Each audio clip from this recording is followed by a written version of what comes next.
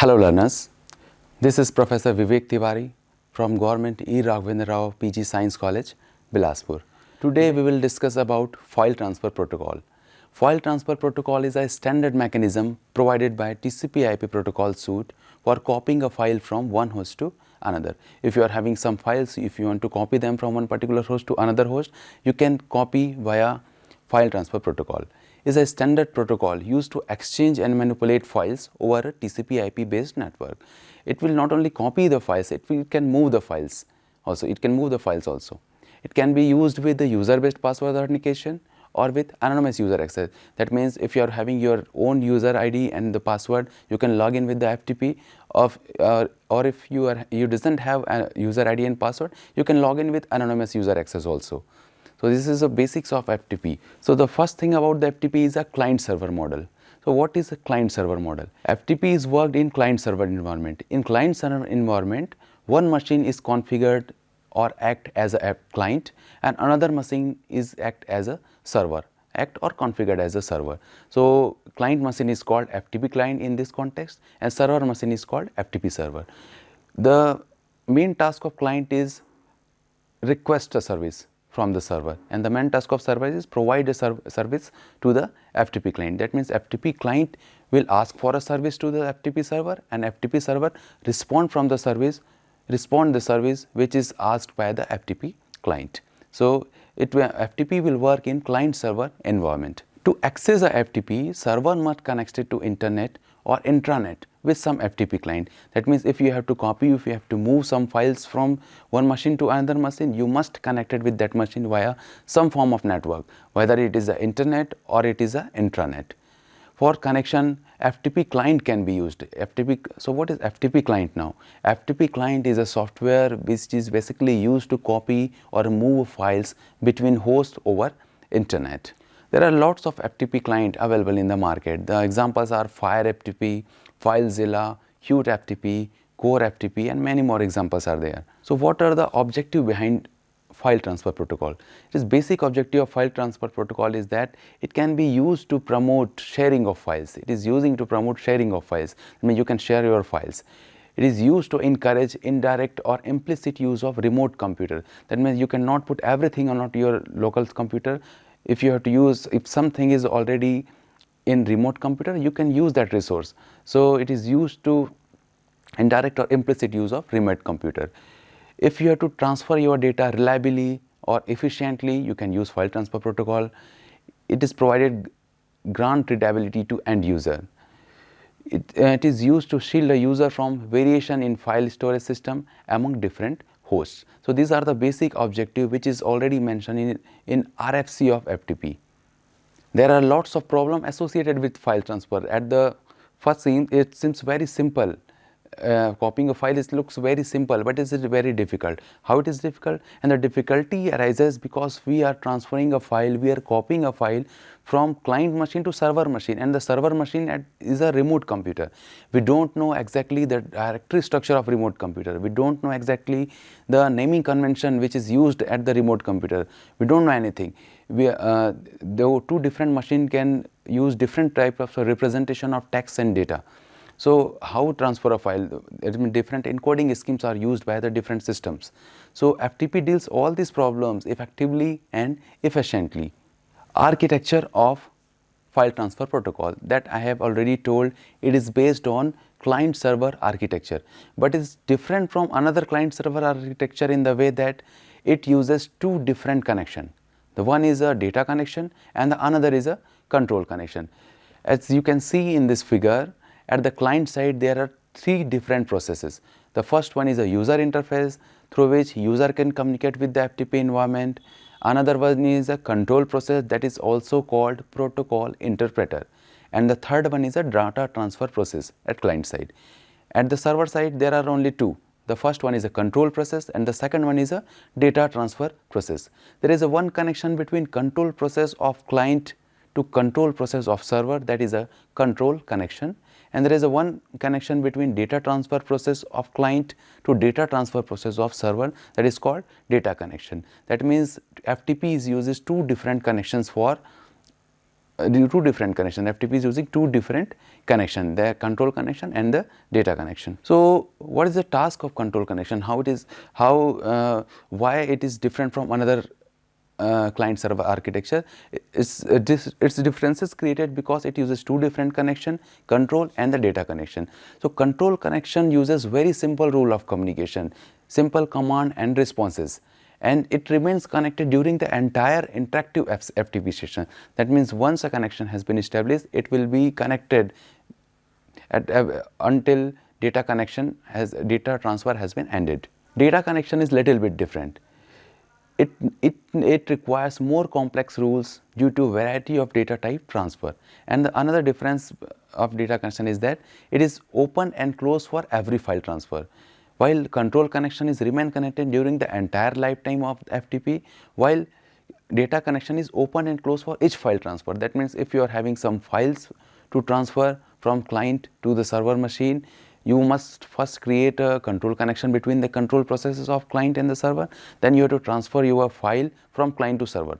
Once your transfer has been completed, the connection between the data transfer process has been ended, not the control connection. If you have another to send, if you have another file to send between the same client to same server machine, you can send, because the control connection is still connected, but data connection has been lost. So for every file transfer, data connection has been opened and closed. That is the main facility provided by the file transfer protocol for data connection. Now control process is also called protocol interpreter, that I have already told you. Basically protocol interpreter is of two type. The first one is a server PI and the another one is a user PI or client protocol interpreter. So what is the task of server protocol interpreter? The basic task of server protocol interpreter is that it will listen to the command coming from the user PI. User PI request for a connection. So it is a task of server PI to listen the command coming from the user PI. There is another duty of the server PI is that it will establish the connection for control channel. It will establish the connection for control channel. It will respond to the user PI. Responding to the user PI request for the connection, server PI must have to respond them and run the proper server DTP according to the need of user PI. That is another task of server protocol interpreter. And the user protocol interpreter, the basic responsibility of the user protocol interpreter is that it will establish the connection with the FTP server. It will send FTP command, it will send via control connection to FTP server.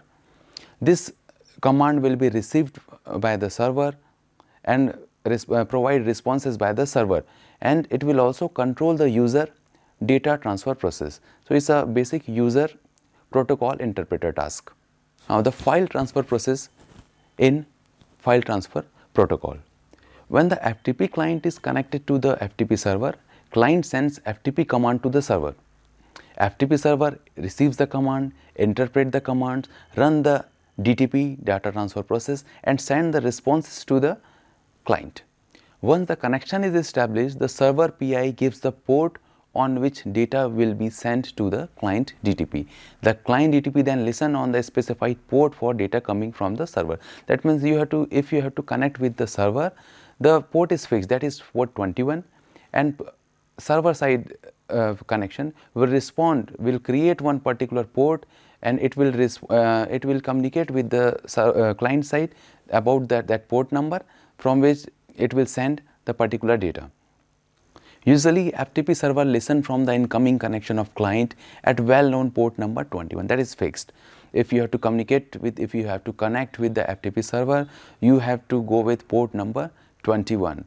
FTP client form a control stream to this port on FTP server through which commands and responses are transmitted. So what is port number? Port number is a logical connection provided by operating system. Another facility of the FTP protocol is that it is provided out of band control. Out of band control means dedicated data connection, that will be usually port number 20. Okay, there are two different types of transport mode supported by file transfer protocol. The one is a active mode of transmission. In active mode of transmission, FTP clients open a dynamic port. That means FTP client creates one dynamic port and FTP client will send this dynamic port number along with IP address to the server and waits for the connection from the FTP server. That means one dynamic port will be created by the FTP client, and now what FTP client will have to do, it have to send this port number along with IP address to the FTP server, and it will wait for the connection, it will wait for the responses on the FTP server. When the data connection is initialized by the FTP server, it binds the source port to port number 20 on FTP server. As you can see in this figure, client will create one dynamic port and communicate it to the FTP server to port number 21 from the newly created dynamic port. Now server will respond from port number 20. Port number 21 is fixed to communicate with the FTP server from client to server side for control connection. Now server is transferring data through data connection from port number 20 to the dynamic port which is created earlier by the client. Very simple process. In the active mode of FTP, client will create a dynamic port, client have to send this dynamic port along with IP address to the server will respond from port number 20 to this dynamic port. This is a basic working of active mode FTP. Now in passive modes, FTP server creates one dynamic port. In active mode, FTP client will create dynamic port. In passive mode, FTP server opens or create one dynamic port. FTP server will transmit this port number along with its IP address to FTP clients and waits for the connection from the FTP client. Now FTP client will bind this source port of the connection to this dynamic port. As you can see in this figure, if for control connection, client will request a server at well-known port number 21 from its dynamic port. Now at the server side will create one dynamic port and communicate with the client with another dynamic port. That means in this time server will be contacting client at port number 20. It will use dynamic port number from server side also to dynamic port number at the client side. So working is little bit different from the active mode. In active mode, request for control connection to server is at port number 21 and data connection is from port number 20. Now in passive mode, server has created a dynamic port number and it will respond to client at another dynamic port number. So now the next question arises in the mind is that what are the types of data format which can be supported in the file transfer protocol. File transfer protocol will support many data formats, and some of them are ASCII code, binary code, EBCDIC code, and the local mode. In binary mode, byte to byte transmission are there. EBCDIC is again byte to byte mode, but encoding is EBCDIC, and the local mode is a word to word transmission. The problems associated with the file transfer protocol is that it does not use strong authentication. It is totally based on password based login, which can be easily guessed or discovered. So it is very risky to transfer a file using the simple file transfer protocol.